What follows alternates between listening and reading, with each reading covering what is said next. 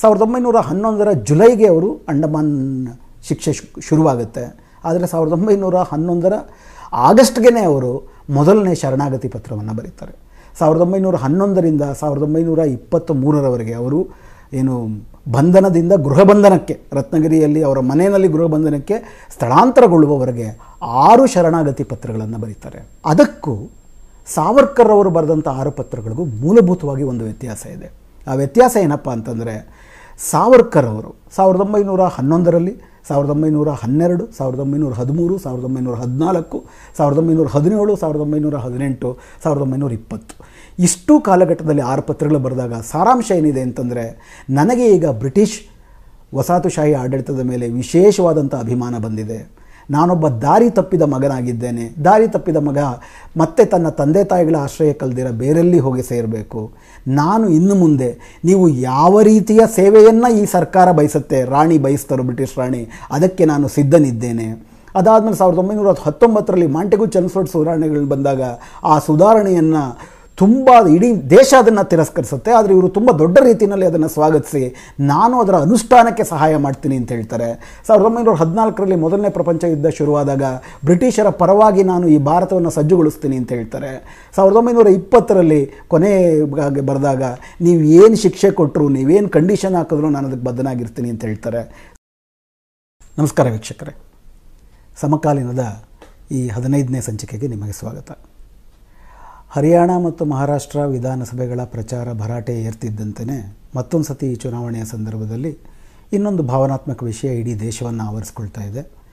ಕಳೆದ ಬಾರಿ ಸಂಸತ್ ಚುನಾವಣೆಯ ಸಂದರ್ಭದಲ್ಲಿ ಬಾಲಾಕೋಟು, ಪಾಕಿಸ್ತಾನ, ದೇಶಪ್ರೇಮ ಹೆಂಗೆ ಮಿಕ್ಕೆಲ್ಲ ವಿಷಯಗಳನ್ನು ಬದಿಗೆ ಸರಿಸ್ತೋ ಅದೇ ರೀತಿ ಇವತ್ತು ಮಹಾರಾಷ್ಟ್ರದಲ್ಲಿ ಅತ್ಯಂತ ಹೆಚ್ಚಿನ ರೈತರ ಆತ್ಮಹತ್ಯೆ ಸಾವುಗಳು, ನಿರುದ್ಯೋಗ, ವಿಶೇಷವಾಗಿ ಮರಾಠ ಯುವಜನಾಂಗದ ಆಕ್ರೋಶ ಇವೆಲ್ಲವೂ ಕೂಡ ಮಹಾರಾಷ್ಟ್ರವನ್ನು ಕಂಗೆಡಿಸ್ತಿರೋ ಸಂದರ್ಭದಲ್ಲಿ ಹಾಲಿ ಆಡಳಿತಾರೂಢ BJP ಸರ್ಕಾರ ಪರಿಸ್ಥಿತಿ ಸ್ವಲ್ಪ ಕಷ್ಟದಲ್ಲಿರೋ ಸಂದರ್ಭದಲ್ಲಿ ಶಿವಸೇನಾ ಮತ್ತು BJP ಒಕ್ಕೂಟದವರು ಈಗ ಮತ್ತೆ ಒಂದು ಭಾವನಾತ್ಮಕ ವಿಚಾರವನ್ನು ತೇಲಿಬಿಟ್ಟಿದ್ದಾರೆ. ಅದೇನಪ್ಪ ಅಂದರೆ, ಶಿವಸೇನಾದವರು ಮಹಾರಾಷ್ಟ್ರದ ಮಣ್ಣಿನ ಮಗನಾಗಿರುವಂತಹ ಹಾಗೂ ಅವ್ರ ಪ್ರಕಾರ ಸ್ವಾತಂತ್ರ್ಯ ಹೋರಾಟಗಾರನಾಗಿರುವಂತಹ ವಿನಾಯಕ ದಾಮೋದರ ಸಾವರ್ಕರ್, VD ಸಾವರ್ಕರ್, ಸಮರವೀರ ಸಾವರ್ಕರ್ ಅಂತ ಅವರು ಪ್ರಚಾರದಲ್ಲಿದ್ದಾರೆ. ಸಮರವೀರ ಸಾವರ್ಕರ್ ಅವರಿಗೆ ಭಾರತ ರತ್ನ ಪ್ರಶಸ್ತಿಯನ್ನು ಕೊಡುವುದನ್ನು ಅವರ ಚುನಾವಣೆಯ ವಾಗ್ದಾನದ ಭಾಗವನ್ನಾಗಿ ಮಾಡಿದ್ದಾರೆ. BJPಯವರು ಇನ್ನೊಂದು ಹೆಜ್ಜೆ ಮುಂದಕ್ಕೆ ಹೋಗಿ ಸಾವರ್ಕರ್ ಅವರ ಜೊತೆಗೆ ಈ ದೇಶದ ದಮನಿತ ಜನರ ಕಣ್ಮಣಿಯಾಗಿರುವಂತಹ, ದಮನಿತ ಜನರಿಗೆ ಬಿಡುಗಡೆಯ ಮಾರ್ಗವನ್ನು ತೋರಿಸಿದ ಮೊದಲಿಗರಾಗಿರುವಂತಹ ಮತ್ತು ಅಂಬೇಡ್ಕರ್ ಅವರು ತಮ್ಮ ಗುರುಮಾನ್ಯರು ಅಂತ ಪರಿಗಣಿಸಿದ್ದಂತಹ ಜ್ಯೋತಿಬಾ ಫುಲೆ ಅವರಿಗೆ ಮತ್ತು ಈ ದೇಶದ ಮಹಿಳೆಯರಿಗೆ, ದಮನಿತ ಮಹಿಳೆಯರಿಗೆ ಶಿಕ್ಷಣವನ್ನು ಕೊಟ್ಟಂಥ ಅಕ್ಷರದ ತಾಯಿ ಹಾಗೂ ಜ್ಯೋತಿಬಾ ಫುಲೆ ಅವರ ಹೆಂಡತಿಯೂ ಆಗಿರುವಂಥ ಸಾವಿತ್ರಿಬಾಯಿ ಫುಲೆ ಅವರಿಗೆ ಹಾಗೂ ಸಾವರ್ಕರ್ಗೆ, ಈ 3 ಜನರಿಗೂ ಕೂಡ ಒಟ್ಟಿಗೆ ಭಾರತ ರತ್ನ ಕೊಡ್ತೀವಿ ಅಂಥೇಳಿ ಚುನಾವಣಾ ವಾಗ್ದಾನವನ್ನು ಮಾಡಿದ್ದಾರೆ. BJP ಹೇಳ್ತಿರೋದೇನಪ್ಪ ಅಂದರೆ, ಕೊಟ್ಟರೆ ಈ 3 ಜನಕ್ಕೂ ಕೊಡ್ತೀವಿ, ಇಲ್ಲಾಂದರೆ 3 ಜನಕ್ಕೂ ಕೊಡೋಲ್ಲ. ಇದರಲ್ಲಿರೋ ಒಂದು ತಂತ್ರದ ಅಂಶವನ್ನು ನಾವು ಗಮನಿಸಬೇಕಾಗತ್ತೆ. ಇರಲಿ, ಇದನ್ನು ದಾಟಿ ಭಾರತದ ಗೃಹ ಮಂತ್ರಿಯಾಗಿರುವಂತಹ ಅಮಿತ್ ಶಾ ಅವರು ದೇಶದ ಎಲ್ಲ ಕಡೆ ಇವತ್ತು ಭಾರತದ ಇತಿಹಾಸವನ್ನು ನಾವು ಪುನರ್ರಚಿಸಬೇಕು, ಭಾರತಕ್ಕೆ ಒಂದು ಹಿರಿಮೆಯನ್ನು ತಂದುಕೊಟ್ಟಿರುವಂಥ ವಿನಾಯಕ ದಾಮೋದರ ಸಾವರ್ಕರ್ ಅವರಿಗೆ ಭಾರತ ರತ್ನ ಕೊಡಲೇಬೇಕು ಅನ್ನೋದನ್ನು ಒಂದು ರಾಷ್ಟ್ರೀಯ ವಿಷಯವನ್ನಾಗಿ ಮಾಡಿದ್ದಾರೆ. ಪ್ರಧಾನಮಂತ್ರಿ ನರೇಂದ್ರ ಮೋದಿಯವರು ಕೂಡ ಮಹಾರಾಷ್ಟ್ರದ ಭಾಷಣಕ್ಕೆ ಹೋದಾಗೆಲ್ಲ ಹೆಂಗೆ ನಾವು ಭಾರತವನ್ನು ಅರ್ಥ ಮಾಡ್ಕೊಳ್ಬೇಕಂತಂದರೆ, ನಿಜವಾಗಿ ಅರ್ಥ ಮಾಡ್ಕೊಳ್ಬೇಕಂದ್ರೆ ಸಾವರ್ಕರ್ ಅತ್ಯಗತ್ಯ ಅಂತೆಲ್ಲ ಹೇಳಿದ್ದಾರೆ. ಈ ಅರ್ಥದಲ್ಲಿ ಸಾವರ್ಕರ್ ಅವರಿಗೆ ಭಾರತ ರತ್ನ ಕೊಡುವಂಥದ್ದು ಭಾರತದ ಇತಿಹಾಸದ ಪುನರ್ರಚನೆಯ ಭಾಗವಾಗಿಯೂ ಕೂಡ ಇವತ್ತು ಆಡಳಿತಾರೂಢ BJP ಸರ್ಕಾರಕ್ಕೆ ಅತ್ಯಂತ ಮುಖ್ಯವಾಗಿದೆ. ಹೀಗಾಗಿ ನಾವು ಸಾವರ್ಕರ್ ಅವರಿಗೆ ಭಾರತ ರತ್ನ ಕೊಡುತ್ತಿರೋ ಪ್ರಶಸ್ತಿ ಕೊಡಬೇಕು ಅಂತಂದ್ಬಿಟ್ಟು ಏನು ಚುನಾವಣಾ ಭರವಸೆಯನ್ನಾಗಿ ಮಾಡಲಾಗಿದೆ, ಕೊಡಲೂಬಹುದು. ಇದರ ಏನು ಸಾವರ್ಕರ್ ಅವರು ಯಾರು, ಸಾವರ್ಕರ್ ಅವರಿಗೆ ನಿಜಕ್ಕೂ ಭಾರತ ರತ್ನ ಪ್ರಶಸ್ತಿಯನ್ನು ಕೊಡುವ ಮಟ್ಟಿಗೆ ಅವರ ಕೊಡುಗೆಗಳೇನಿದ್ದಾವೆ, ಇದರ ಬಗ್ಗೆ ನಾವು ಹೆಂಗೆ ಅರ್ಥ ಮಾಡ್ಕೊಳ್ಬೇಕು ಅನ್ನೋದನ್ನು ಇವತ್ತಿನ ಸಮಕಾಲೀನದಲ್ಲಿ ನಿಮ್ಮ ಜೊತೆ ಚರ್ಚೆ ಮಾಡಬೇಕು ಅಂತಂದ್ಬಿಟ್ಟು ನಾನು ಅಂದ್ಕೊಂಡಿದ್ದೀನಿ. ಸ್ನೇಹಿತರೆ, ಇತಿಹಾಸವನ್ನು ನಾವು ಅರ್ಥ ಮಾಡ್ಕೊಳ್ಬೇಕು ಅಂತಂದರೆ ಅಂಧಭಕ್ತರ ಕಣ್ಣಿನಿಂದಲೂ ಅರ್ಥ ಮಾಡ್ಕೊಳ್ಬಾರ್ದು, ಅಂಧ ವಿರೋಧಿಗಳ ಕಣ್ಣಿನಿಂದಲೂ ಅರ್ಥ ಮಾಡ್ಕೊಳ್ಬಾರ್ದು. ಭಕ್ತರು ತಾವು ಆರಾಧಿಸಿರುವ ದೇವರು ಮಾಡಿದ್ದೆಲ್ಲ ಸರಿ ಅಂತಾರೆ, ವಿರೋಧಿಗಳು ಅವ್ರು ಮಾಡಿದ್ದೆಲ್ಲ ತಪ್ಪು ಅಂತಾರೆ. ಇವೆರಡೂ ಕೂಡ ಸತ್ಯಕ್ಕೆ ವಾಸ್ತವವಾಗಿರೋದಿಲ್ಲ. ಅದನ್ನೇ ನಾವು ಸಾವರ್ಕರ್ ಅವರನ್ನಾಗಲಿ, ಇತಿಹಾಸದ ಯಾರನ್ನೇ ಆಗಲಿ, ನೆಹರು ಆಗಲಿ, ಇಂದಿರಾ ಗಾಂಧಿ ಆಗಲಿ, ಗಾಂಧಿ ಆಗಲಿ, ಶಿವಾಜಿ ಆಗಲಿ, ಯಾರನ್ನೇ ಆಗಲಿ ಇತಿಹಾಸ ಅರ್ಥ ಮಾಡ್ಕೋಬೇಕು ಅಂದರೆ ಈ ಅಂಧತ್ವವನ್ನು ಕಳೆದುಕೊಂಡು ಎಷ್ಟು ವಾಸ್ತವ ಸಂಗತಿಗಳು ಲಭ್ಯವಿದೆಯೋ ಅದನ್ನು ಆಧರಿಸಿ ನಾವೊಂದು ತೀರ್ಮಾನಕ್ಕೆ ಬರಬೇಕಾಗತ್ತೆ. ಇವತ್ತು ಆ ರೀತಿ ಸತ್ಯಗಳನ್ನು ಅರ್ಥ ಮಾಡಿಕೊಳ್ಳುವುದಕ್ಕೆ ಇನ್ನೂ ಹೆಚ್ಚಿನ ಅವಕಾಶಗಳಿದ್ದಾವೆ. ಯಾಕಂತಂದರೆ ಇವತ್ತಿನ ಇಂಟರ್ನೆಟ್ ಸಂದರ್ಭದಲ್ಲಿ ಇತಿಹಾಸವೆಲ್ಲವೂ ಡಿಜಿಟಲೈಸ್ಡ್ ಆಗಿ ನಮಗೆ ಸಿಗ್ತಿರುವಂಥ ಸಂದರ್ಭದಲ್ಲಿ ಸಾವರ್ಕರ್ ಅವರ ಸಕಲ ಬರಹಗಳು ಕೂಡ, ಇನ್ಫ್ಯಾಕ್ಟ್ ಅವರ ಸೋದರ ಸೊಸೆಯಾಗಿರುವಂತಹ ಹಿಮಾನಿ ಸಾವರ್ಕರ್ ಅವರೇ, ಅವರು ನಾಥುರಾಮ್ ಗೂಡ್ಸೆ ಅವರ ಸಂಬಂಧಿಗಳು ಕೂಡ ಆಗಿದ್ದಾರೆ. ಅವರು ಅಭಿನವ್ ಭಾರತ್ನ ಹೊಸ ಅಧ್ಯಕ್ಷರ ಕೂಡ ಆಗಿದ್ದಾರೆ. ಅವರು ಸ್ಥಾಪಿಸಿರುವಂಥ ಸಾವರ್ಕರ್ ಟ್ರಸ್ಟಿಂದ ಸಾವರ್ಕರ್ ಅವರ ಎಲ್ಲ ಬರಹಗಳ ಮರಾಠಿ, ಇಂಗ್ಲೀಷ್ ಹಾಗೂ ಹಿಂದಿ ಅನುವಾದಗಳು ಈಗ ಲಭ್ಯವಿದೆ. ಅವೆಲ್ಲವನ್ನು ಕೂಡ ನಾವು ಓದ್ಬೋದು. ಉದಾಹರಣೆಗೆ ಅವರು 1907-8ರಲ್ಲಿ ಬರೆದಂಥ ಮ್ಯಾಜಿನಿ ಚರಿತ, ಆನಂತರ ಫಸ್ಟ್ ಅವರು ಬರೆದಂಥ ಇಂಡಿಯನ್ ವಾರ್ ಆಫ್ ಇಂಡಿಪೆಂಡೆನ್ಸ್, ಭಾರತದ ಸ್ವಾತಂತ್ರ್ಯ ಸಂಗ್ರಾಮ, 1857ರ ಸ್ವಾತಂತ್ರ್ಯ ಸಂಗ್ರಾಮದ ಬಗ್ಗೆ ಬರೆದ ಪುಸ್ತಕ, what is Hindutva, 6 glorious epochs of Indian history ಇತ್ಯಾದಿಗಳು. ಆನಂತರ ಬರೆದಂಥ ಅವರ ಹಲವಾರು ಕಾದಂಬರಿಗಳು, ಅವರು ಮಾಡಿದಂಥ ಭಾಷಣಗಳು ಎಲ್ಲವೂ ಕೂಡ ನಮಗೆ ಲಭ್ಯ ಇದೆ. ಇವೆಲ್ಲವನ್ನೂ ಆಧಾರವಾಗಿಟ್ಕೊಂಡು ನಾವು ಭಾರತದ ಇತಿಹಾಸವನ್ನು ಯಾವ ಕಣ್ಣಿಂದ ನೋಡಬೇಕು?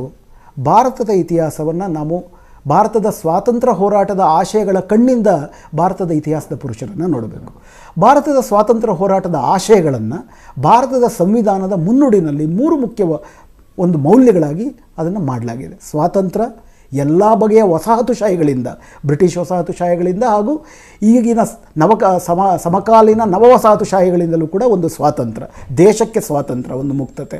ಎರಡನೇದು ಸಮಾನತೆ, ದೇಶದ ಒಳಗಡೆ ಲಿಂಗಭೇದವಿಲ್ಲದ, ಜಾತಿ ಭೇದವಿಲ್ಲದ, ವರ್ಗಭೇದವಿಲ್ಲದ ಸಮಾನತೆ. ಮೂರನೇದು ಸ್ವಾತಂತ್ರ್ಯ, ಸಮಾನತೆ ಮತ್ತು ಭ್ರಾತೃತ್ವ, ನಾವೆಲ್ಲರೂ ಒಂದು ಅನ್ನುವಂತಹ, ನನಗನ್ನಿಸಿದ್ದನ್ನು ನಾನು ಬಿಡೆ ಇಲ್ಲದಿರ ಪ್ರತಿಪಾದಿಸುವಂತಹ, ಬೇರೆ ವಿಚಾರಗಳನ್ನು ಗೌರವಿಸುವಂತಹ, ಬದುಕನ್ನು ಗೌರವಿಸುವಂತಹ ಭ್ರಾತೃತ್ವ ಹಾಗೂ ನ್ಯಾಯ. ಈ 4 ವಿಷಯಗಳು ಸ್ವಾತಂತ್ರ್ಯ ಹೋರಾಟದ ಸಾಮಾಜಿಕ ನ್ಯಾಯ, ಸ್ವಾತಂತ್ರ್ಯ ಹೋರಾಟದ ಆಶಯಗಳಾಗಿದ್ದಾವೆ. ಈ ಆಶಯಗಳು, ಸ್ವಾತಂತ್ರ್ಯ ಹೋರಾಟದ ಆಶಯಗಳು, ಸಂವಿಧಾನದ ಗುರಿಗಳು ಕೂಡ ಅದೇ ಆಗಿದ್ದಾವೆ. ಈ ಹಿನ್ನೆಲೆಯಲ್ಲಿ ನಾವು ನಮ್ಮ ಇತಿಹಾಸದ ಪುರುಷರನ್ನು, ಸ್ವಾತಂತ್ರ್ಯ ಹೋರಾಟವನ್ನು, ಸ್ವಾತಂತ್ರ್ಯ ಹೋರಾಟಗಾರರನ್ನು ಮೌಲ್ಯಮಾಪನ ಮಾಡಬೇಕಾಗತ್ತೆ. ಆ ನಿಟ್ಟಿನಲ್ಲೇ ನಾವು ಕೂಡ ಸಾವರ್ಕರ್ ಅವರ ಕೊಡುಗೆಗಳನ್ನು ಅರ್ಥ ಮಾಡ್ಕೊಳ್ಬೇಕಾಗತ್ತೆ. ಹಂಗೆ ನೋಡೋದಾದರೆ ಸಾವರ್ಕರ್ ಅವರಿಗೆ ಭಾರತ ರತ್ನ ಪ್ರಶಸ್ತಿ ಕೊಡಬೇಕು ಅನ್ನೋ ಪ್ರಯತ್ನ ಶುರುವಾದದ್ದು ಈಗೇನಲ್ಲ. 1999ರಿಂದ 2004ರ ನಡುವೆ NDA, ವಾಜಪೇಯಿ ಅವರ ನೇತೃತ್ವದ NDA ಸರ್ಕಾರ ಇದ್ದಾಗ, ಅವಾಗ KR ನಾರಾಯಣನ್ ಅವರು ರಾಷ್ಟ್ರಪತಿಗಳಾಗಿದ್ದರು, ವಾಜಪೇಯಿ ಅವರು ಪ್ರಧಾನಮಂತ್ರಿಯಾಗಿದ್ದರು. ವಾಜಪೇಯಿಯವರು ಯಾವಾಗಲೂ ಒಂದು ಭಾರತ ರತ್ನ ಪ್ರಶಸ್ತಿ ಒಂದು ಭಾರತ ದೇಶ ಕೊಡುವ ಅತ್ಯುನ್ನತವಾದಂಥ ನಾಗರಿಕ ಪ್ರಶಸ್ತಿ, ಅದು ಅತ್ಯುನ್ನತವಾದದ್ದು. ಭಾರತ ರತ್ನ ಅತ್ಯುನ್ನತ, ಅದನ್ನು ಬಿಟ್ಟರೆ ಪದ್ಮವಿಭೂಷಣ, ಅದಕ್ಕೆ ನೆಕ್ಸ್ಟು ಪದ್ಮಭೂಷಣ, ಅದಕ್ಕೆ ನೆಕ್ಸ್ಟು ಪದ್ಮಶ್ರೀ. ಸೊ ಅತ್ಯುನ್ನತವಾದಂಥ ಈ ನಾಗರಿಕ ಪ್ರಶಸ್ತಿಯನ್ನು ಕೊಡೋದು ಪ್ರಧಾನಮಂತ್ರಿಗಳ ಶಿಫಾರಸ್ಸಿನ ಮೇರೆಗೆ ರಾಷ್ಟ್ರಪತಿಗಳು ಕೊಡ್ತಾರೆ. 2002ರಲ್ಲಿ ಬಿಸ್ಮಿಲ್ಲಾ ಖಾನ್ ಮತ್ತು ಸಾವರ್ಕರ್ ಅವರಿಗೆ ಈ ಪ್ರಶಸ್ತಿಯನ್ನು ಕೊಡಬೇಕು ಅಂತ ಹೇಳಿ ಪ್ರಧಾನಮಂತ್ರಿ ವಾಜಪೇಯಿ ಅವರು KR ನಾರಾಯಣ್ ಅವರಿಗೆ ಪ್ರಸ್ತಾಪ ಇಟ್ಟಾಗ ಅವರಿಬ್ಬರು ಚರ್ಚೆ ಮಾಡಿ, KR ನಾರಾಯಣನ್ ಅವರು ವಿಶೇಷವಾಗಿ ದೊಡ್ಡ ವಿದ್ವಾಂಸರು, ವಿಶ್ವವಿದ್ಯಾಲಯಗಳ ಉಪಕುಲಪತಿಗಳಾಗಿದ್ದರು. ಅವರು ಹೆಂಗೆ ಸಾವರ್ಕರ್ ಅವರಿಗೆ ಈ ಅತ್ಯುನ್ನತವಾದಂಥ ನಾಗರಿಕ ಪ್ರಶಸ್ತಿಯನ್ನು ಸಂವಿಧಾನದ ಮೌಲ್ಯಗಳ ಮಾನದಂಡದಲ್ಲಿ ಕೊಡಲಿಕ್ಕೆ ಸಾಧ್ಯ ಇಲ್ಲ ಅಂತಂದ್ಬಿಟ್ಟು ವಿವರಣೆಗಳನ್ನು ಕೊಡ್ತಾರೆ. ವಾಜಪೇಯಿ ಅವರು ಅದಕ್ಕೆ ಒಪ್ಕೊಳ್ತಾರೆ. ಅವಾಗ ಬಿಸ್ಮಿಲ್ಲಾ ಖಾನ್ ಅವರಿಗೆ ಮಾತ್ರ ಭಾರತ ರತ್ನ ಪ್ರಶಸ್ತಿ ಕೊಡಲಾಗುತ್ತೆ. ಈಗ ಮತ್ತೊಮ್ಮೆ ಸಾವರ್ಕರ್ ಅವರಿಗೆ ಭಾರತ ರತ್ನ ಪ್ರಶಸ್ತಿ ಕೊಡಬೇಕು ಅನ್ನೋ ವಿವಾದ ಎದ್ದಿರುವಂಥ ಈ ಸಂದರ್ಭದಲ್ಲಿ ಅಂಧಭಕ್ತರ ದೃಷ್ಟಿಯಿಂದಲೂ ಅಲ್ಲದೆ, ಅಂಧ ವಿರೋಧಿಗಳ ದೃಷ್ಟಿಯಿಂದಲೂ ಅಲ್ಲದೆ, ಲಭ್ಯವಿರುವ, ನಾನು ಈಗಾಗಲೇ ಹೇಳದಂತೆ ಏನೆಲ್ಲ ದಾಖಲೆಗಳು ಲಭ್ಯವಿದ್ದಾವೆ ಆ ಹಿನ್ನೆಲೆಯಲ್ಲಿ ಮತ್ತು ಸಂವಿಧಾನ ನಮ್ಮ ಮುಂದಿಟ್ಟಿರೋ ಮೌಲ್ಯಗಳ ಮಾನದಂಡದಲ್ಲಿ ನಾವು ಸಾವರ್ಕರ್ ಅವರ ಕೊಡುಗೆಗಳನ್ನು ಒಂದು ವಸ್ತುನಿಷ್ಠ ಮೌಲ್ಯಮಾಪನ ಮಾಡಬೇಕು ಅಂತ ನನಗನ್ಸುತ್ತೆ. ಆ ನಿಟ್ಟಿನಲ್ಲಿ ನಾವು ನೋಡಿದಾಗ ಸಾವರ್ಕರ್ ಅವರ ಬದುಕನ್ನು 1883ರಲ್ಲಿ ಸಾವರ್ಕರ್ ಅವರು ಹುಟ್ಟುತ್ತಾರೆ. 1966ರಲ್ಲಿ ಅವರ ದೇಹಾಂತ್ಯವಾಗುತ್ತೆ. ಈ ಇಡೀ ಒಂದು 84 ವರ್ಷಗಳ ಅವರ ಜೀವಿತಾವಧಿಯನ್ನು ನಾವು 1883ರಿಂದ 1911ಕ್ಕೆ ಅವರೇನು ಇಂಗ್ಲೆಂಡ್ನಲ್ಲಿ ಅರೆಸ್ಟ್ ಆಗಿ ಭಾರತದಲ್ಲಿ ಅಂಡಮಾನ್ನಲ್ಲಿ ಕರಿನೀರಿನ ಶಿಕ್ಷೆಗೆ ಗುರಿಯಾಗ್ತಾರೆ, ಕಾಲಪಾನಿ ಶಿಕ್ಷೆ ಅಂತ ಏನು ಕರೀತಿದ್ರು, ಅದಕ್ಕೆ ಗುರಿಯಾಗ್ತಾರೆ. ಆ ಅವಧಿಯ ಭಾಗ. ಆನಂತರ 1911ರಿಂದ ಆಚೆಗೆ 1947ರ ಸ್ವಾತಂತ್ರ್ಯ ಬರೋ ತನಕ ಅವರು ವಹಿಸಿದಂಥ ಪಾತ್ರ, ಇದನ್ನು ಎರಡನ್ನು ಪ್ರಧಾನವಾಗಿ ಇಟ್ಕೊಂಡು ನೋಡಬೇಕು. ಯಾಕಂದರೆ ಗಾಂಧಿಯವರ ಹತ್ಯೆ ಆ ನಂತರದಲ್ಲಿ ಅವರೇನು ಆರೋಪಿಯಾಗಿದ್ದರು, 1950ಕ್ಕೆ ಅವರು ಬಿಡುಗಡೆ ಆಗ್ತಾರೆ. ಆ ನಂತರದಲ್ಲಿ ಅವರ ಹೆಚ್ಚಿನ ಪಾತ್ರ ಭಾರತದ ರಾಜಕಾರಣದಲ್ಲಿರೋದಿಲ್ಲ. ಈ ಎರಡು ಅವಧಿಗಳಲ್ಲಿ ಪ್ರಧಾನವಾಗಿ 1911 ತನಕ ಮತ್ತು 1911ರಿಂದ 1950 ತನಕ ಈ ಅವಧಿಯಲ್ಲಿ ಅವರ ಪಾತ್ರ ಏನು ಅನ್ನೋದನ್ನು ನಾವು ವಸ್ತುನಿಷ್ಠವಾಗಿ ವಿಶ್ಲೇಷಣೆ ಮಾಡಿದಾಗ ನಮಗೆ ಈ ವಿಷಯದ ಬಗ್ಗೆ ನಮ್ಮ ನಿಲುವೇನಿಟ್ಕೊಳ್ಬೋದು ಅಂತ ಗೊತ್ತಾಗುತ್ತೆ. ಸಾವರ್ಕರ್ ಅವರು ಬಾಲ್ಯದಿಂದಲೇ ಬ್ರಿಟಿಷ್ ವಿರೋಧಿ ಆದಂಥ ಆಗ ವಸಾಹತುಶಾಹಿ ಒಂದು ಶೋಷಣೆ ಇನ್ನೂ ತೀವ್ರವಾಗಿತ್ತು. ಬಡತನ ತಾಂಡವವಾಡ್ತಾ ಇತ್ತು. ಒಂದು ಬಡ ಮಧ್ಯಮ ವರ್ಗದ ಬ್ರಾಹ್ಮಣ ಕುಟುಂಬದಲ್ಲಿ ಹುಟ್ಟಿದ್ದಂಥ ಸಾವರ್ಕರ್ ಅವರಿಗೆ ಇದರ ಬಗ್ಗೆ ವಿಶೇಷವಾದ ವಿರೋಧ ಇತ್ತು. ತಮ್ಮ ಓದಿಗಿಂತಲೂ ಜಾಸ್ತಿ ಅವರು ಈ ಬಗೆಯ ವಸಾಹತುಶಾಹಿ ವಿರೋಧಿ ಸ್ವಾತಂತ್ರ್ಯ ಚಟುವಟಿಕೆಗಳಲ್ಲೇ ಭಾಗವಹಿಸಿದರು. ವಿಶೇಷವಾಗಿ ಬಾಲಗಂಗಾಧರ ತಿಲಕ್ಕಿಂದ ಪ್ರಭಾವಕ್ಕೆ ಗುರಿಯಾಗಿದ್ದರು. ಈ ದೇಶ ಸ್ವಾತಂತ್ರ್ಯ ಆಗಬೇಕು ಅನ್ನೋ ಹಪಾಹಪಿಕೆ ಅವರಿಗಿತ್ತು. ಅವರ ಉದ್ದಕ್ಕೂ ಇದೇ ಹೋರಾಟದಲ್ಲೇ ತೊಡಗಿದ್ದರಿಂದ ಸುಮಾರು ಸತಿ ಅವರು ಬ್ರಿಟಿಷ್ ಆಡಳಿತದ ಕೆಂಗಣ್ಣಿಗೆ ಕೂಡ ಗುರಿಯಾಗಿದ್ದರು. ಕೊನೆಗೆ ಬಾಲಗಂಗಾಧರ ತಿಲಕ್ ಅವರ ಶಿಫಾರಸ್ಸಿನ ಮೇರೆಗೆ ಇವರು 1906ರಲ್ಲಿ ಲಂಡನ್ನಿಗೆ ಒಂದು ಸ್ಕಾಲರ್ಶಿಪ್ ಮೇಲೆ ತೆರಳ್ತಾರೆ. ಅಲ್ಲಿ ಲಂಡನ್ನಿನಲ್ಲಿ ಇಂಡಿಯಾ ಹೌಸ್ ಅಂತ ಅನ್ನೋದು ಒಂದು ದೊಡ್ಡ ಒಂದು ಹೋರಾಟದ ಕೇಂದ್ರ. ಅಲ್ಲಿಗೆ ಹೋಗೋಕ್ಕೆ ಮುಂಚೆನೇ ಅವರು ತಮ್ಮ ಯವನಾವಧಿನಲ್ಲೇ ಮಿತ್ರಮೇಳ ಅಂತ ಒಂದು ಸಂಘಟನೆ ಸ್ಥಾಪನೆ ಮಾಡ್ಕೊಂಡಿರ್ತಾರೆ ಮಹಾರಾಷ್ಟ್ರದಲ್ಲಿ, ವಿಶೇಷವಾಗಿ ಪೂನಾ, ಸತಾರ ಆ ವಿಭಾಗದಲ್ಲಿ. ಅದ ನಂತರ ಅಭಿನವ ಭಾರತ್ ಅಂತೇಳಿ ಬ್ರಿಟಿಷ್ ವಿರೋಧಿ ಒಂದು ದಂಗೆ ಮಾಡುವಂತಹ ಬಂಡಾಯಕೋರ ಸಂಘಟನೆ ಆಗಿರುತ್ತೆ. ಅದೇ ಸಂದರ್ಭದಲ್ಲಿ ಬಂಗಾಳದಲ್ಲಿ ಅನುಶೀಲನ್ ಅಂತ ಅಂದ್ಬಿಟ್ಟು ಇದೇ ರೀತಿಯಾದಂಥ ಒಂದು ಉಗ್ರ ಸ್ವಾತಂತ್ರ್ಯ ಹೋರಾಟಗಾರರ ಒಂದು ಸಂಘಟನೆ ಇರ್ತದೆ. ಸೊ ಒಂದು ಸಶಸ್ತ್ರ ಹೋರಾಟದ ಮೂಲಕ ಈ ಬ್ರಿಟಿಷರನ್ನು ದೇಶ ಬಿಟ್ಟು ಓಡಿಸಬೇಕು ಅನ್ನೋದು ಅವರ ಈ ಎರಡೂ ಸಂಘಟನೆಗಳ ಆಶಯಗಳಾಗಿರ್ತವೆ. ಇದರಿಂದ ಬ್ರಿಟಿಷರು ಇವರನ್ನು ಶಾಶ್ವತವಾಗಿ ಒಂದು ರೀತಿಯ ಸೆರೆಮನೆಗೆ ಗುರಿ ಮಾಡ್ಬೋದು ಅನ್ನೋ ಒಂದು ಮುನ್ನೆಚ್ಚರಿಕೆಯಿಂದ ತಿಲಕ್ ಅವರು ಅವ್ರನ್ನ ಲಂಡನ್ಗೆ ಕಳಿಸ್ತಾರೆ. ಲಂಡನ್ನಲ್ಲಿ ಅವರು ವಿಶೇಷವಾಗಿ ಆ ಇಂಡಿಯಾ ಹೌಸ್ನಲ್ಲಿ ಎಲ್ಲ ಭಾರತದಿಂದ ಬಂದಂಥ ಕ್ರಾಂತಿಕಾರಿಗಳ ಸಂಗಮವಾಗಿರುತ್ತೆ ಆ ಜಾಗ. ಅಲ್ಲಿ ಲಾಲಾ ಹರ್ದಯಾಳು ಹಾಗೂ ಮದನ್ ಲಾಲ್ ಧಿಂಗ್ರಾ ಇಂಥ ದೊಡ್ಡ ದೊಡ್ಡ ಕ್ರಾಂತಿಕಾರಿಗಳೆಲ್ಲ ಕೂಡ ಒಟ್ಟು ಸೇರ್ತಿದ್ದಂಥ ಜಾಗ. ಬಹಳ ಬೇಗ ಅಲ್ಲಿ ಸಾವರ್ಕರ್ ಅವರು ತಮ್ಮ ವಿಚಾರಗಳಿಂದ, ಬ್ರಿಟಿಷ್ ವಿರೋಧಿ ನಿಲುಮೆಗಳಿಂದ, ತಮ್ಮ ಬದ್ಧತೆಯಿಂದ ಒಂದು ದೊಡ್ಡ ಕ್ರಾಂತಿಕಾರಿ ನಾಯಕರಾಗಿ ಅಲ್ಲಿ ಅವರು ಉಗಮಗೊಳ್ತಾರೆ. ಇನ್ಫ್ಯಾಕ್ಟ್ ಭಾರತದ ವಿಭಜನೆ, ವಂಗಭಂಗ ಅಂತ ಏನಾಯಿತು, ಬಂಗಾಳದ ವಿಭಜನೆ ಆಯಿತು, ಅದಕ್ಕೆ ಪ್ರಧಾನ ಕಾರಣ ಆಗಿದ್ದಂಥ ಲಾರ್ಡ್ ಕರ್ಜನ್ನ, ಆಡಳಿತ ಸಹಾಯಕನಾಗಿದ್ದಂಥ ಕರ್ಜನ್ ವೈಲಿಯನ್ನು ಮದನ್ ಲಾಲ್ ಧಿಂಗ್ರಾ ಲಂಡನ್ನಲ್ಲಿ ಸಾಯಿಸ್ತಾರೆ ಬ್ರಿಟಿಷರಿಗೆ ಪಾಠ ಕಲಿಸಬೇಕು ಅಂತ. ಇಂಥ ಮದನ್ ಲಾಲ್ ಧಿಂಗ್ರಾ ಸಾವರ್ಕರ್ ಅವರ ಪಟ್ಟ ಶಿಷ್ಯರಾಗಿರ್ತಾರೆ. ಅದರಲ್ಲಿ ಸಾವರ್ಕರ್ ಅವ್ರನ್ನೂ ಕೂಡ ಆರೋಪಿಯಾಗಿ ಗುರುತಿಸಲಾಗುತ್ತೆ. ಆದರೆ ಸಾಕ್ಷ್ಯಾಧಾರ ಕೊರತೆಗಳಿಂದ ಅವ್ರಿಗನ್ನು ಅಲ್ಲಿ ಬಂಧಿಸಲಿಕ್ಕಾಗೋದಿಲ್ಲ. ಆ ಸಂದರ್ಭದಲ್ಲಿ ಅವರು 2 ಪುಸ್ತಕಗಳನ್ನು ಬರೀತಾರೆ. ಒಂದು ಮ್ಯಾಜಿನಿ ಚರಿತ ಅಂತ, ಇಟಲಿಯ ಏಕೀಕರಣಕ್ಕೆ ಕಾರಣವಾದಂಥ ಮ್ಯಾಜಿನಿ ಅವರು ಹೆಂಗೆ ಒಂದು ದೇಶವನ್ನು ಆಯ್ಕೆಗೊಳ್ಳೋರು, ಅದರಿಂದ ತುಂಬ ಪ್ರಭಾವಿತರಾಗಿದ್ದರು. ಮ್ಯಾಜಿನಿ ಚರಿತ ಅಂತ ಮರಾಠಿನಲ್ಲಿ ಒಂದು ಪುಸ್ತಕ ಬರೀತಾರೆ, ಇಂಗ್ಲೀಷ್ ಅನುವಾದವೂ ಆಗುತ್ತದು. ಆ ನಂತರ ತುಂಬ ಪ್ರಮುಖವಾಗಿ 1909ರಲ್ಲಿ 1857ರ first war of Indian independence ಅಂಥೇಳಿ ಒಂದು ಪುಸ್ತಕ ಬರೀತಾರೆ. ಈಗ ಅದರ ಬಗ್ಗೆನೂ ಒಂದು ಚರ್ಚೆ ನಡೀತಾ ಇದೆ. ಅಮಿತ್ ಶಾ ಅವರ ಪ್ರಕಾರ ಆ ಪುಸ್ತಕ ಇಲ್ಲದಿಲ್ಲ ಅಂತಂದರೆ ನಾವು ಕೂಡ 1857ರ ಸಂಗ್ರಾಮವನ್ನು ಬ್ರಿಟಿಷರ ಕಣ್ಣಿಂದ ನೋಡ್ತಾ ಅದೊಂದು ಸಿಪಾಯಿ ದಂಗೆ ಅಂತ ಅರ್ಥ ಮಾಡ್ಕೊಳ್ತಾ ಇದ್ವಿ. ಅದನ್ನು ಭಾರತದ ಸ್ವಾತಂತ್ರ್ಯ ಸಂಗ್ರಾಮ ಅಂತ ಮೊದಲು ಕರೆದದ್ದು ಸಾವರ್ಕರ್ ಅವರು ಅಂತಂದ್ಬಿಟ್ಟು ಅಮಿತ್ ಶಾ ಹೇಳ್ತಿದ್ದಾರೆ. ಇದರಲ್ಲಿ ಅರ್ಧ ಸತ್ಯ ಇದೆ. ಹಂಗೆ ನೋಡಿದ್ರೆ ಇಂಥ ದೊಡ್ಡ ಬಂಡಾಯವನ್ನು, ಜನದಂಗೆಯನ್ನು, ಒಂದು ಬೃಹತ್ ಜನರ ಬಂಡಾಯ, ಭಾರತದ ರಾಷ್ಟ್ರೀಯತೆಯ ಹುಟ್ಟು ಅಂತಂದ್ಬಿಟ್ಟು ಮೊದಲು ಕರೆದದ್ದು 1860ರಲ್ಲಿ ಕಾರ್ಲ್ ಮಾರ್ಕ್ಸ್ ಅವರು. ಅದೇನೇ ಇರಲಿ, ಕಾರ್ಲ್ ಮಾರ್ಕ್ಸ್ ಅವರು ನಮ್ಮ ದೇಶದವರಲ್ಲ, ನಮ್ಮ ದೇಶದಲ್ಲಿ ಇದ್ದುಕೊಂಡು, ಈ ಲಂಡನ್ನಿನಲ್ಲಿ ಇದ್ದುಕೊಂಡು ತಮಗಿದ ಲಭ್ಯವಿದ್ದಂಥ ದಾಖಲೆಗಳೆಲ್ಲ ಇಟ್ಕೊಂಡು ಒಂದು ದೊಡ್ಡ ಪುಸ್ತಕವನ್ನೇ ಬರೀತಾರೆ ಅವರು. ಆ ಅರ್ಥದಲ್ಲಿ ಸಾವರ್ಕರ್ ಅವರು ನಿಜಕ್ಕೂ ಕೂಡ ಆ ಅರ್ಥದಲ್ಲಿ 1857ರ ಸಂಗ್ರಾಮವನ್ನು ಹೆಂಗೆ ನಾವು ಭಾರತದ ಕಣ್ಣಿಂದ ನೋಡಬೇಕು ಅನ್ನೋಂಥ ಸಜೆಷನ್ ಆ ಪುಸ್ತಕದಲ್ಲಿ ಇದೆ. ಆ ಪುಸ್ತಕದ ಬಗ್ಗೆ ಅಮಿತ್ ಶಾ ಅವರು ಮತ್ತು ನರೇಂದ್ರ ಮೋದಿ ಅವರು ಹೇಳದೇ ಇರುವಂತಹ ಹಾಗೂ ಸಾವರ್ಕರ್ ಅವ್ರದ್ದು ಬರೆದಿರುವಂಥ ಅತಿ ಮುಖ್ಯವಾದಂಥ ವಿಷಯ ಏನಪ್ಪ ಅಂದರೆ, ಅವ್ರು ಹೇಳೋದು ಆ 1857ರ ಸ್ವಾತಂತ್ರ್ಯ ಸಂಗ್ರಾಮದ ಅತಿ ಮುಖ್ಯವಾದಂಥ ವಿಷಯ ಏನಪ್ಪ ಅಂದರೆ ಹಿಂದೂ ಮುಸ್ಲಿಂ ಐಕ್ಯತೆ ಅಂತ ಸ್ಪಷ್ಟವಾಗಿ ಗುರುತಿಸ್ತಾರೆ. ಹಿಂದೂ ಮುಸ್ಲಿಮರು ಐಕ್ಯರಾಗಿ ಹೋರಾಟ ಮಾಡಿದ್ದಕ್ಕೆ ಬ್ರಿಟಿಷರಿಗೆ ಪಾಠ ಕಲಿಸ್ಲಿಕ್ಕಾಯಿತು ಅಂತ ಹೇಳ್ತಾರೆ. ಅಷ್ಟು ಮಾತ್ರ ಅಲ್ಲ, 1857ರ ಸ್ವಾತಂತ್ರ್ಯ ಸಂಗ್ರಾಮದ ಉದ್ದೇಶ ಮತ್ತೆ ಬಹದ್ದೂರ್ ಜಾಫರ್ ಮೊಘಲರ ದೊರೆಯನ್ನೇ ಸ್ಥಾಪನೆ ಮಾಡೋದಾದರೆ ಮತ್ತೆ ಮರಳಿ ಇತಿಹಾಸಕ್ಕೆ ಹೋದಂಗಾಗಲಿಲ್ವಾ, ಹೊಸದೇನನ್ನು ಮಾಡಿದ್ವಿ ಅನ್ನೋ ಪ್ರಶ್ನೆ ಬಂದಾಗ ಅದಕ್ಕೆ ಅವ್ರು ಕೊಡೋ ಉತ್ತರ ಏನಪ್ಪ ಅಂದರೆ, ಬಹದ್ದೂರ್ ಜಾಫರು ಈ ಸಂಗ್ರಾಮಕ್ಕೆ ಮುಂಚೆ ನಮ್ಮ ಮೇಲೆ ಹೇರಲಾದ ದೊರೆಯಾಗಿದ್ದ, ಆದರೆ ಸ್ವಾತಂತ್ರ್ಯ ಸಂಗ್ರಾಮದ ನಂತರ ಹಿಂದೂ ಮುಸ್ಲಿಮರೆಲ್ಲರೂ ಕೂಡ ಅವರನ್ನು ಆಯ್ಕೆ ಮಾಡಿ ದೊರೆಯನ್ನಾಗಿ ಮಾಡಿದ್ರು. ಹೀಗಾಗಿ ಅದು ಬ್ರಿಟಿಷ್ ವಿರೋಧಿ ಕ್ರಿಯೆಯಾಗಿತ್ತು, ವಸಾಹತುಶಾಹಿ ವಿರೋಧಿ ಕ್ರಿಯೆಯಾಗಿತ್ತು ಅಂತ ಕೂಡ ಬಣ್ಣಿಸ್ತಾರೆ. ಆ ಅರ್ಥದಲ್ಲಿ 1857ರ ಸ್ವಾತಂತ್ರ್ಯ ಸಂಗ್ರಾಮದ ಬಗ್ಗೆ ಅವರು ಬರೆದಂಥ ಪುಸ್ತಕ ನಿಜಕ್ಕೂ ಕೂಡ ಒಂದು ಪ್ರಾತಿನಿಧಿಕವಾಗಿತ್ತು. ಹಾಗೂ ಇವತ್ತು ಏನು ಬಲಪಂಥೀಯ ಸಂಘಟನೆಗಳು ಹಿಂದೂ ಮುಸ್ಲಿಂ ಐಕ್ಯತೆ ಬಗ್ಗೆ ವಿರೋಧವನ್ನು ಹೇಳ್ತವೆ ಅಥವಾ ಸುಳ್ಳು ಕಥೆಗಳನ್ನ ಹೇಳ್ತಾರೆ, ಅವೆಲ್ಲವನ್ನು ಕೂಡ ಆ ಪುಸ್ತಕ ನಿರಾಕರಿಸುತ್ತೆ. ಆ ವಿಷಯವನ್ನು ಹೆಚ್ಚು ಚರ್ಚೆಗೆ ತರ್ತಾ ಇರಲಿ. 1909ರಲ್ಲಿ ನಾಸಿಕ್ನಲ್ಲಿ ಒಬ್ಬ ಬ್ರಿಟಿಷ್ ಮ್ಯಾಜಿಸ್ಟ್ರೇಟನ್ನು ಕೂಡ ಸಾವರ್ಕರ್ ಅವರ ಗುಂಪೆ ಕೊಲೆ ಮಾಡ್ತದೆ. ಇನ್ಫ್ಯಾಕ್ಟ್ ಈ ಮಧ್ಯೆ ಸಾವರ್ಕರ್ ಅವರು ಭಾರತದಲ್ಲಿದ್ದಂಥ ಕ್ರಾಂತಿಕಾರಿಗಳಿಗೆ ಪಿಸ್ತೂಲ್ ಮಾಡುವುದು ಹೇಗೆ ಅನ್ನೋದನ್ನು ಮತ್ತು ಹಲವಾರು ಹೋರಾಟದ ಕಥೆಗಳನ್ನು ಹೆಂಗೆ ಚಳುವಳಿ ಕಟ್ಟಬೇಕು ಅನ್ನೋದರ ಎಲ್ಲವನ್ನು ಕೂಡ ಬರೆದು ಅವರು ಸಾಗಿಸ್ತಾ ಇರ್ತಾರೆ. ಅವೆಲ್ಲದರಿಂದ ತುಂಬ ದೊಡ್ಡ ಪ್ರಭಾವ ಭಾರತದಲ್ಲೂ ಕೂಡ ಆಗ್ತಾ ಇರ್ತದೆ. ಈ ಅಭಿನವ ಭಾರತ್ ಅನ್ನೋದು ಗುಂಪೆ ಏನು ಮಾಡ್ತದೆ ಅಂದರೆ ನಾಸಿಕ್ನಲ್ಲಿ ಒಬ್ಬ ಬ್ರಿಟಿಷ್ ಮ್ಯಾಜಿಸ್ಟ್ರೇಟನ್ನ ಕೊಲೆ ಮಾಡ್ತಾರೆ. ಅದರಲ್ಲಿ ಸಾವರ್ಕರ್ ಅವರ ಅಣ್ಣ ಗಣೇಶ್ ಸಾವರ್ಕರ್, ಬಾಬುರಾವ್ ಸಾವರ್ಕರ್ ಅಂತಲೂ ಅವ್ರಿಗೆ ಹೆಸರು, ಅವರು ಕೂಡ ಅದರಲ್ಲಿ ಆರೋಪಿತರಾಗಿ ಶಿಕ್ಷೆಗೆ ಗುರಿಯಾಗಿ ಕಾಲಪಾನಿ ಶಿಕ್ಷೆ ಅವರನ್ನು ಕೂಡ ಅಂಡಮಾನ್ಗೆ ಹಾಕ್ತಾರೆ. ಅದರಲ್ಲಿ ಸಾವರ್ಕರ್ ಅವರ ಪಾತ್ರ ಸ್ಪಷ್ಟವಾಗಿ ಗೊತ್ತಾಗುತ್ತೆ. ಆಗ ಸಾವರ್ಕರ್ ಅವರು ಬಂಧನಕ್ಕೆ ಒಳಗಾಗ್ತಾರೆ.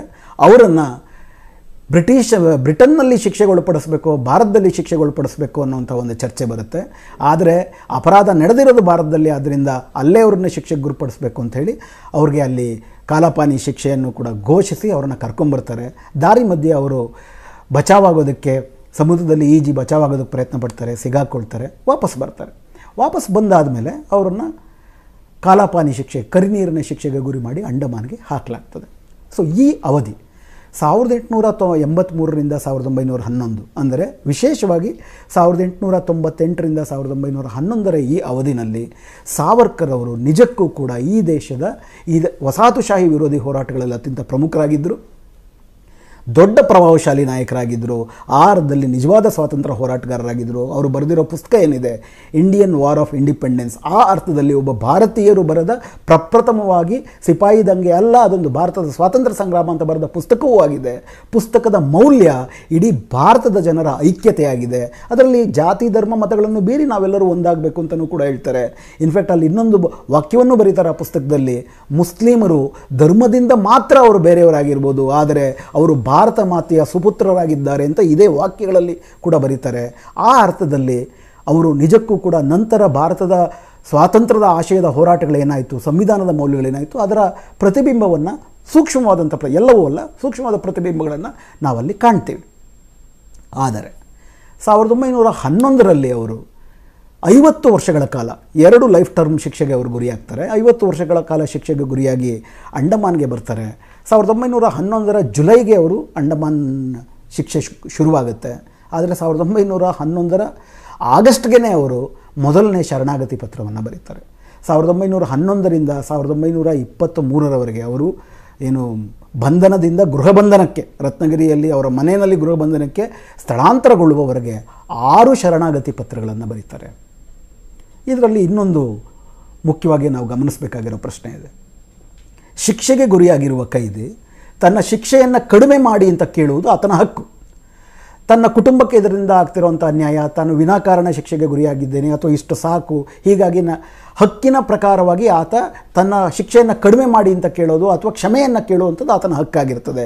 ಅದರಲ್ಲಿ ಎರಡನೇ ಮಾತಿಲ್ಲ. ಹಂಗೆ ನೋಡೋದಾದರೆ ಬಾಲಗಂಗಾಧರ್ ತಿಲಕ್ ಅವ್ರನ್ನ ಬರ್ಮಾದಲ್ಲಿ ಜೈಲಿಗೆ ಹಾಕಿದ್ದಾಗಲೂ ಕೂಡ ಅವರು ಎರಡು ಈ ರೀತಿಯ ಕ್ಷಮೆ ಕೋರಿಯಲ್ಲ, ಅವರು ಶಿಕ್ಷೆಯನ್ನು ಕಡಿಮೆ ಮಾಡಬೇಕು ಅಂತ ಕೋರಿ ಪತ್ರಗಳನ್ನು ಬರೆದಿರ್ತಾರೆ. ಅದರಲ್ಲಿ ಅವರು ಹೆಂಗೆ ತಮಗೆ ಡಯಾಬಿಟಿಸ್ ಇದೆ, ಹೆಂಗೆ ತಮ್ಮ ಕುಟುಂಬದ ಆರ್ಥಿಕತೆ ದಿಕ್ಕೆಡ್ತಾ ಇದೆ, ಹೆಂಗೆ ಈಗಾಗಲೇ ಅವರು ತಮ್ಮ ಶಿಕ್ಷಾವಧಿಯ 3/2 ಭಾಗದ ಶಿಕ್ಷೆಯನ್ನು ಈಗಾಗಲೇ ಅನುಭವಿಸಲಾಗಿದೆ, ಆದ್ದರಿಂದ ಕೈಬಿಡಿ ಅಂತ ಕೇಳಿರ್ತಾರೆ.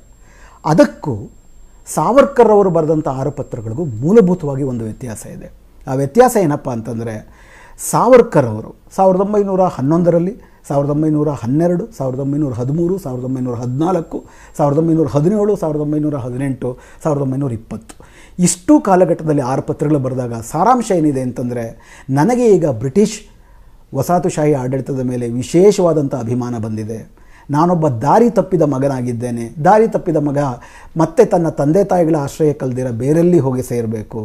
ನಾನು ಇನ್ನು ಮುಂದೆ ನೀವು ಯಾವ ರೀತಿಯ ಸೇವೆಯನ್ನು ಈ ಸರ್ಕಾರ ಬಯಸುತ್ತೆ, ರಾಣಿ ಬಯಸ್ತಾರೋ ಬ್ರಿಟಿಷ್ ರಾಣಿ, ಅದಕ್ಕೆ ನಾನು ಸಿದ್ಧನಿದ್ದೇನೆ. ಅದಾದಮೇಲೆ 1919ರಲ್ಲಿ ಮಾಂಟೆಗು ಚೆಮ್ಸ್ಫೋರ್ಡ್ ಸುಧಾರಣೆಗಳು ಬಂದಾಗ ಆ ಸುಧಾರಣೆಯನ್ನು ತುಂಬ ಇಡೀ ದೇಶ ಅದನ್ನು ತಿರಸ್ಕರಿಸುತ್ತೆ. ಆದರೆ ಇವರು ತುಂಬ ದೊಡ್ಡ ರೀತಿಯಲ್ಲಿ ಅದನ್ನು ಸ್ವಾಗತಿಸಿ ನಾನು ಅದರ ಅನುಷ್ಠಾನಕ್ಕೆ ಸಹಾಯ ಮಾಡ್ತೀನಿ ಅಂತ ಹೇಳ್ತಾರೆ. 1914ರಲ್ಲಿ ಮೊದಲನೇ ಪ್ರಪಂಚ ಯುದ್ಧ ಶುರುವಾದಾಗ ಬ್ರಿಟಿಷರ ಪರವಾಗಿ ನಾನು ಈ ಭಾರತವನ್ನು ಸಜ್ಜುಗೊಳಿಸ್ತೀನಿ ಅಂತ ಹೇಳ್ತಾರೆ. 1920ರಲ್ಲಿ ಕೊನೆಗೆ ಬರೆದಾಗ ನೀವು ಏನು ಶಿಕ್ಷೆ ಕೊಟ್ಟರು, ನೀವೇನು ಕಂಡೀಷನ್ ಹಾಕಿದ್ರು ನಾನು ಅದಕ್ಕೆ ಬದ್ಧನಾಗಿರ್ತೀನಿ ಅಂತ ಹೇಳ್ತಾರೆ. ಸಾರಾಂಶದಲ್ಲಿ ಈ 6 ಶರಣಾಗತಿಯ ಪದ ಇದು ಶಿಕ್ಷೆಯನ್ನು ಕಡಿಮೆ ಮಾಡೋದಕ್ಕೆ ಕೋರಿ ಕೈದಿಯೊಬ್ಬ ಬರೆದಂಥ ಪತ್ರ ಅಲ್ಲ, ಕೈದಿ ಹಕ್ಕಿನಿಂದ ಬರೆದ ಪತ್ರವಲ್ಲ, ಸಂಪೂರ್ಣವಾಗಿ ಶರಣಾಗತಿಯನ್ನು ಬ್ರಿಟಿಷ್ ಹೇಳದಂತೆ ಕೇಳ್ತೀನಿ ಅಂತ ಹೇಳಿ ಬರೆದಂಥ ಪತ್ರ. ಮತ್ತು ತಾನು ಇನ್ನು ಮುಂದೆ ಭಾರತದಲ್ಲಿ ಬ್ರಿಟಿಷ್ ವಿರೋಧಿ ಹೋರಾಟಗಳು ನಡೆದರೆ ಅದಕ್ಕೆ ವಿರುದ್ಧವಾಗಿ ಬ್ರಿಟಿಷರ ಪರವಾಗಿ ನಿಲ್ತೀನಿ ಅನ್ನೋ ಭರವಸೆಯನ್ನು ಕೊಟ್ಟಿದ್ದಂಥ ಪತ್ರಗಳಾಗಿದ್ದು. ಹೀಗಾಗಿ ಏನು 1911ಕ್ಕೆ ಮುಂಚೆ ಇದ್ದಂಥ ಸಾವರ್ಕರ್ ಇದ್ದರು, ಆ ಸಾವರ್ಕರ್ ಬರೆದಂಥ ಪತ್ರಗಳು ಇದಾಗಿರಲಿಲ್ಲ. ಅಷ್ಟು ಮಾತ್ರ ಅಲ್ಲ, ಅವರ ಸಂಗಡಿಗರು ಬರೆದಂಥ ಹಲವಾರು ಪುಸ್ತಕಗಳಿಗಾಗಲೇ ಬಿಡುಗಡೆಯಾಗಿದ್ದಾವೆ. ಇಡೀ ಆ ಅವಧಿನಲ್ಲಿ ಅವರು ಕೈದಿಗಳು ನಡೆಸ್ತಿದ್ದಂಥ ಯಾವ ಹೋರಾಟಗಳಿಗೂ ಅವರು ಪಾಲ್ಗೊಂಡಿರಲಿಲ್ಲ. ಇದೆಲ್ಲದರಿಂದ ಸ್ವಲ್ಪ ಮಟ್ಟಿಗೆ ಮನವರಿಕೆ ಆದಂಥ ಬ್ರಿಟಿಷ್ ಸರ್ಕಾರ 1923ರಲ್ಲಿ ಅವರನ್ನು ಪೂನಾ ಜೈಲಿಗೆ ಕರ್ಕೊಂಡ್ಬರ್ತಾರೆ. ಅದಾದಮೇಲೆ ರತ್ನಗಿರಿ ಜೈಲಿಗೆ ಟ್ರಾನ್ಸ್ಫರ್ ಮಾಡ್ತಾರೆ. 1924ರಲ್ಲಿ ರತ್ನಗಿರಿಯಲ್ಲಿ ಗೃಹ ಬಂಧನದಲ್ಲಿ ಇರಿಸಿ 5 ವರ್ಷಗಳ ಕಾಲ ಅವರು ಯಾವುದೇ ಸಾರ್ವಜನಿಕ ಚಟುವಟಿಕೆಗಳಲ್ಲಿ ರಾಜಕೀಯದಲ್ಲಿ ಭಾಗವಹಿಸಬಾರ್ದು ಅಂತ ಷರತ್ತಾಗ್ತಾರೆ. ಅದನ್ನು ಹೃತ್ಪೂರ್ವಕವಾಗಿ ಸಾವರ್ಕರ್ ಅವರು ಒಪ್ಕೊಳ್ತಾರೆ. ಆ ನಂತರವೂ ಕೂಡ ಬ್ರಿಟಿಷರು ಹೇಳಿದ ಎಲ್ಲ ಷರತ್ತುಗಳಿಗೂ ಕೂಡ ಅವರು ಬದ್ಧರಾಗ್ತಾರೆ. 1937ರಲ್ಲಿ ಅವ್ರ ಮೇಲೆ ಇದ್ದಂಥ ಈ ಒಂದು ಓಡಾಟದ ನಿರ್ಬಂಧವು ಎಲ್ಲವೂ ಕೂಡ ಮುಕ್ತವಾಗ್ತದೆ. 1947ರ ತನಕ ಕೂಡ ಅವರು ನಿರಂತರವಾದಂಥ ರಾಜಕೀಯ ಜೀವನದಲ್ಲಿರ್ತಾರೆ. ಆದರೆ ಯಾವತ್ತಿಗೂ ಕೂಡ 1911ರಿಂದ 1947ರ ಆಗಸ್ಟ್ 15ರವರೆಗೂ ಕೂಡ ಅವರು ಯಾವತ್ತಿಗೂ ಕೂಡ ಅಲ್ಲಿಂದಾಚೆಗೆ ಬ್ರಿಟಿಷ್ ವಿರೋಧಿ ಹೋರಾಟದಲ್ಲಿ ಬ್ರಿಟಿಷ್ ವಿರೋಧಿ ಮಾತನ್ನೂ ಆಡುವುದಿಲ್ಲ, ಬ್ರಿಟಿಷ್ ವಿರೋಧಿ ಹೋರಾಟದಲ್ಲೂ ಕೂಡ ಭಾಗವಹಿಸೋದಿಲ್ಲ. ಯಾಕಂದರೆ ಶರಣಾಗತಿ ಪತ್ರಗಳನ್ನು ಬರೆದಾಗ ಜೈಲಿನಲ್ಲಿ ಇದ್ದುಕೊಂಡು ಏನು ಸಾಧಿಸ್ದಂಗೆ ಆಗ್ತದೆ. ಭಗತ್ ಸಿಂಗ್ ಯಾಕಂದರೆ ಭಗತ್ ಸಿಂಗ್ಗೆ ನೀವು ಹೋಲಿಕೆ ಮಾಡಿ ನೋಡಬಾರ್ದು. ಭಗತ್ ಸಿಂಗ್ ಅವರು ಜೈಲು ಶಿಕ್ಷೆ ಆದಾಗ ನಾನೇ ಇದನ್ನು ಮಾಡಿದ್ದು, ಈ ಕಿವುಡು ಸರ್ಕಾರಕ್ಕೆ ಕೇಳಿಸ್ಬೇಕು ಅಂತ ನಾನು ಈ ಬಾಂಬ್ ಹಾಕಿದ್ದೀನಿ, ನೀವು ಸ್ವತಃಶಾಹಿಗಳಿಂದ ಈ ದೇಶ ಉದ್ಧಾರ ಆಗೋದಿಲ್ಲ. ಅಷ್ಟು ಮಾತ್ರ ಅಲ್ಲ, ಬಿಳಿದೊರೆಗಳೇ ಹೋಗಿ ಕರಿದೊರೆಗಳ ಅಧಿಕಾರಕ್ಕೆ ಬಂದರೂ ಕೂಡ ಈ ದೇಶ ಉದ್ಧಾರ ಆಗಲ್ಲ. ಆದ್ದರಿಂದ ನಾನು ನೇಣುಗಂಬವನ್ನು ನಾನು ಹೆಮ್ಮೆಯಿಂದ ಅಪ್ತೀನಿ, ಆ ಸ್ಫೂರ್ತಿಯಿಂದ ಈ ದೇಶ ಜಾಗೃತಗೊಳ್ಳಲಿ ಅಂತಂದ್ಬಿಟ್ಟು ಅವ್ರು ಹೇಳಿಕೆ ಕೊಡ್ತಾರೆ. ಅವ್ರ ಅಮ್ಮಂಗೂ ಕೂಡ ಪತ್ರ ಬರೀತಾರೆ. ಅದಕ್ಕೆ ಹೋಲಿಸಿ ನೋಡಿದ್ರೆ ಸಾವರ್ಕರ್ ಮಾಡಿದಂಥ ಕ್ರಿಯೆಗಳನ್ನು ಕೆಲವರು ಅದನ್ನು ಮಾಡಿ ನೇಣೆಕ್ಕಿದ್ರೆ ಏನು ಪ್ರಯೋಜನ, ಹೊರಗಡೆ ಬಂದು ಮತ್ತೆ ಜನರನ್ನು ಸಂಘಟನೆ ಮಾಡುವಂಥ ಅವಕಾಶಕ್ಕೋಸ್ಕರ ಸಾವರ್ಕರ್ ಅವರು ಈ ರೀತಿ ಶರಣಾಗತಿ ಪತ್ರ ಬರೆದದ್ದು, ಅದನ್ನು ತಪ್ಪು ತಿಳಿಬಾರ್ದು ಅಂತ ಒಂದು ವಾದವನ್ನು ಮುಂದಿಡ್ತಾರೆ.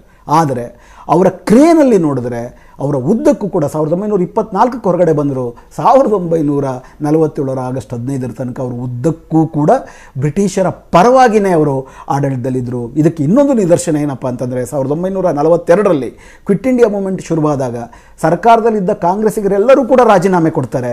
ಆದರೆ ಮುಸ್ಲಿಂ ಲೀಗ್ ಮತ್ತು ಹಿಂದೂ ಮಹಾಸಭಾ ಇವರಿಬ್ಬರು ಜಂಟಿಯಾಗಿ ಸರ್ಕಾರವನ್ನು ಬಂಗಾಳ ಪ್ರಾಂತ್ಯದಲ್ಲಿ ಸರ್ಕಾರ ಮಾಡ್ತಾರೆ. ಶ್ಯಾಮ್ ಪ್ರಸಾದ್ ಮುಖರ್ಜಿ ಹಿಂದೂ ಮಹಾಸಭಾದ ಉಪಪ್ರಧಾನಿಯಾಗಿ ಅಲ್ಲಿರ್ತಾರೆ, ಉಪಮುಖ್ಯಮಂತ್ರಿಯಾಗಿರ್ತಾರೆ. ಫಜ್ಲುಲ್ ಹುಕ್ ಅಂತೇಳಿ ಮುಸ್ಲಿಂ ಲೀಗ್ನ ಮುಖ್ಯಮಂತ್ರಿ ಆಗಿರ್ತಾರೆ. ಅವರು ಇಡೀ ಬಂಗಾಳ ಪ್ರಾಂತ್ಯದಲ್ಲಿ ಬ್ರಿಟಿಷ್ ವಿರುದ್ಧ ನಡೆದಂಥ ಬಂಡಾಯವನ್ನು ಸದೆ ಬಡಿತಾರೆ. ಇದು ನಾನು ಬ್ರಿಟಿಷರಿಗೆ ಮಾಡುವ ಸೇವೆ ಹಾಗೂ ಇದೇ ಇವತ್ತಿನ ಸ್ವಾತಂತ್ರ್ಯ ಹೋರಾಟ ಅಂತಲೂ ಕೂಡ ಸಾವರ್ಕರ್ ಅವರು ಸಮರ್ಥಿಸ್ಕೋತಾರೆ. ಸೊ ಸಾರಾಂಶ ಏನಪ್ಪ ಅಂದರೆ 1911ರಿಂದ 1920 ತನಕ ಅವರು ಬರೆದಂಥ ಶರಣಾಗತಿ ಪತ್ರಗಳು, 1924ರ ನಂತರ ಅವರ ರಾಜಕೀಯ ಜೀವನ ಉದ್ದಕ್ಕೂ ನೋಡಿದ್ರೆ ಉದ್ದಕ್ಕೂ ಅವರು ವಸಾಹತುಶಾಹಿಗಳ ಪರವಾಗಿ, ವಸಾಹತುಶಾಹಿಗಳಿಗೆ ಪೂರಕವಾಗಿ ಮತ್ತು ಈ ದೇಶದ ಸ್ವಾತಂತ್ರ್ಯದ ಆಶಯಕ್ಕೆ ವಿರುದ್ಧವಾಗಿ ನಡೆದಿದ್ದೇ ನಮ್ಮ ಗಮನಕ್ಕೆ ಬರ್ತದೆ. ಇದಲ್ಲದಿರ ಇದರ ಹಿಂದ್ಗಡೆ ಇನ್ನೂ ಒಂದು ಮುಖ್ಯ ಅಂಶ ಇದೆ. ಈ ಅವಧಿನಲ್ಲಿ ಬರೀ ಅವರು ಶರಣಾಗತಿ ಪತ್ರ ಬರೆದ್ರು, ಬ್ರಿಟಿಷರ ಪರವಾಗಿದ್ದರು ಅನ್ನೋದು ಒಂದೇ ಅವರಿಗೆ ಭಾರತ ರತ್ನ ಕೊಡಬಾರ್ದು ಅನ್ನುವಂಥ ಕಾರಣಕ್ಕೆ ಒಂದು ಮುಖ್ಯವಾದ ಕಾರಣ ಬರೀ ಅಷ್ಟೇ ಅಲ್ಲ. ಇನ್ನೊಂದು ಅತಿ ಮುಖ್ಯವಾದಂಥ ಕಾರಣ ಏನಪ್ಪ ಅಂದರೆ 1911ರ ನಂತರ ಇಡೀ ಕರಿನೀರಿನ ಶಿಕ್ಷೆ ಮತ್ತು ರತ್ನಗಿರಿಯ ಆ ವಾಸದಲ್ಲಿ ಸ್ವಾತಂತ್ರ್ಯ ಅನ್ನೋ ಪರಿಕಲ್ಪನೆಯೇ ಅವರು ಸಂಪೂರ್ಣವಾಗಿ ಬದಲಿಸಿಕೊಳ್ತಾರೆ. ಸ್ವಾತಂತ್ರ್ಯ ಅಂದರೆ ಬ್ರಿಟಿಷರಿಂದ ಸ್ವಾತಂತ್ರ್ಯವಲ್ಲ, ಅಥವಾ ಒಂದು ಭೌಗೋಳಿಕ ಪ್ರಾಂತ್ಯಕ್ಕೆ ಸಿಗುವಂಥ ಸ್ವಾತಂತ್ರ್ಯ ಅಲ್ಲ. ಒಂದು ರಾಷ್ಟ್ರ ಅಂತಂದರೆ ಒಂದು ದೇಶದಲ್ಲಿರುವ ಎಲ್ಲ ಜನರೂ ಅಲ್ಲ. ಒಂದು ರಾಷ್ಟ್ರ ಅಂತಂದರೆ ಒಂದೇ ರೀತಿಯ ಸಂಸ್ಕೃತಿ, ಒಂದೇ ರೀತಿಯ ಸಂಸ್ಕಾರ, ಒಂದೇ ರೀತಿಯ ಜನಾಂಗ, ಒಂದೇ ರೀತಿಯ ಭಾಷೆ ಇರುವವರು ಮಾತ್ರ ಒಂದು ದೇಶ, ಒಂದು ರಾಷ್ಟ್ರವಾಗ್ತಾರೆ, ಒಂದು ನಾಗರಿಕರಾಗ್ತಾರೆ ಅನ್ನೋ ಹೊಸ ತಿಳುವಳಿಕೆಯನ್ನು ಅವರು ಬೆಳೆಸ್ಕೊಳ್ತಾರೆ. 1923ರಲ್ಲಿ what is Hindutva essentials of who is Hindu and what is Hindutva ಅಂತೇಳಿ ಒಂದು ಪುಸ್ತಕ ಬರೀತಾರೆ. ಇದು ನಂತರದಲ್ಲಿ ಇಡೀ ಭಾರತದ ಬಲಪಂಥೀಯ ರಾಜಕಾರಣದ ಬೈಬಲ್ ಆಗುತ್ತೆ. ಇವತ್ತಿಗೂ RSS, ಸಂಘ ಪರಿವಾರ, BJP ಹಾಗೂ ಆ ತರಹದ ಎಲ್ಲ ಬಲಪಂಥೀಯ ಸಂಘಟನೆಗಳು ಏನು ಒಂದು ಸೈದ್ಧಾಂತಿಕವಾದಂಥ ವಿಚಾರವನ್ನು ಮಂಡಿಸ್ತಾ ಇದ್ದಾರೆ, ಆ ಸೈದ್ಧಾಂತಿಕ ವಿಚಾರದ ಮೂಲ ಇರೋದು 1923ರಲ್ಲಿ ಸಾವರ್ಕರ್ ಅವರು ಬರೆದಂಥ ಹೂ ಈಸ್ ಎ ಹಿಂದೂ ಅಂತೇಳಿ. ಅದರ ಪ್ರಕಾರ ಅವ್ರು ಹೇಳೋದೇನಪ್ಪ ಅಂದರೆ, ಒಂದು ದೇಶದ ನಾಗರಿಕರಾಗುವುದಕ್ಕೆ ಆ ದೇಶ, ಆ ಜನರ, ಆ ವ್ಯಕ್ತಿಯ ಪಿತೃಭೂಮಿಯೂ ಆಗಿರಬೇಕು, ಪುಣ್ಯಭೂಮಿಯೂ ಆಗಿರಬೇಕು. ಅಂದರೆ ಬರೀ ಅಲ್ಲಿ ಹುಟ್ಟೋದ್ರಿಂದ ಮಾತ್ರ ಅಲ್ಲ, ಅವರ ಪುಣ್ಯಭೂಮಿಯೂ ಅದೇ ಆಗಿರಬೇಕು. ಅಂದರೆ ಅವರು ಆರಾಧಿಸೋ ದೇವರು ಎಲ್ಲವೂ ಕೂಡ ಅದೇ ಭೌಗೋಳಿಕ ಪ್ರಾಂತ್ಯಕ್ಕೆ ಸೇರಿದವರಾಗಿರಬೇಕು, ಅವ್ರ ಧರ್ಮ ಅದರಲ್ಲೇ ಅದೇ ಭೌಗೋಳಿಕ ಪ್ರಾಂತ್ಯದಲ್ಲಿ ಹುಟ್ಟಿರಬೇಕು, ಅವರು ಮಾತ್ರ ಹಿಂದೂಗಳು. ಸಾರಾಂಶದಲ್ಲಿ ಏನಾಗುತ್ತೆ ಅಂತಂದರೆ, ಇಲ್ಲಿ ಮುಸ್ಲಿಮರು, ಕ್ರಿಶ್ಚಿಯನ್ನರು ಇಲ್ಲಿ ಹುಟ್ಟಿದ್ರು ಕೂಡ ಅವ್ರಿಗಿದು ಫಾದರ್ ಲ್ಯಾಂಡ್, ಪಿತೃಭೂಮಿ ಅಷ್ಟೇ ಆಗುತ್ತೆ ಹೊರದು ಅವ್ರಿಗಿದು ಹೋಲಿ ಲ್ಯಾಂಡ್ ಅಂದರೆ ಪುಣ್ಯಭೂಮಿ ಯಾಕಲ್ಲ. ಯಾಕಂದರೆ ಮುಸ್ಲಿಮರಿಗೆ ಪುಣ್ಯಭೂಮಿ ಇರೋದು ಮೆಕ್ಕಾ ಮದೀನಾದಲ್ಲಿ, ಈ ದೇಶದಲ್ಲ. ಕ್ರಿಶ್ಚಿಯನ್ರ ಪುಣ್ಯಭೂಮಿ ಇರೋದು ಜೆರೂಸಲೇಮ್ನಲ್ಲಿ, ಈ ದೇಶದಲ್ಲ. ಜರಾತೃಷ್ಟ್ರ ಯಹೂದಿಗಳಿಗೂ ಕೂಡ ಈ ದೇಶದಲ್ಲ. ಹೀಗಾಗಿ ಅವರು ಯಾವತ್ತಿಗೂ ಕೂಡ, ಮುಸ್ಲಿಮರು ಮತ್ತು ಕ್ರಿಶ್ಚಿಯನ್ನರು, ಯಹೂದಿಗಳು ಯಾವತ್ತಿಗೂ ಈ ದೇಶದ ನಾಗರಿಕರಾಗೋದಕ್ಕೆ ಸಾಧ್ಯವೇ ಇಲ್ಲ. ಈ ದೇಶದ ನಾಗರಿಕರು ಯಾರಾಗಬೇಕು ಅಂತಂದರೆ ಕೇವಲ ಈ ದೇಶದ ಧರ್ಮಗಳನ್ನು, ಅವ್ರ ಪ್ರಕಾರ ಹಿಂದುತ್ವ ಅಂದರೆ ಹಿಂದೂ ಧರ್ಮ ಮಾತ್ರ ಅಲ್ಲ, ಈ ದೇಶದಲ್ಲಿರೋ ಬೌದ್ಧ ಧರ್ಮ, ಸಿಖ್ ಧರ್ಮ, ಜೈನ ಧರ್ಮ ಎಲ್ಲರೂ ಕೂಡ ಹಿಂದೂಗಳೇ. ಯಾಕಂದರೆ ಈ ದೇಶದಲ್ಲಿ ಹುಟ್ಟಿರೋ ಧರ್ಮಗಳೆಲ್ಲ ಹಿಂದುತ್ವಕ್ಕೆ ಸೇರಿದ್ದು ಅಂತ ಹೊಸ ವ್ಯಾಖ್ಯಾನವನ್ನು, ಈ ಥರದ ವ್ಯಾಖ್ಯಾನವನ್ನು 1936ರಲ್ಲಿ ಜಗತ್ತಿಗೆ ಕೊಟ್ಟದ್ದು ಹಿಟ್ಲರ್.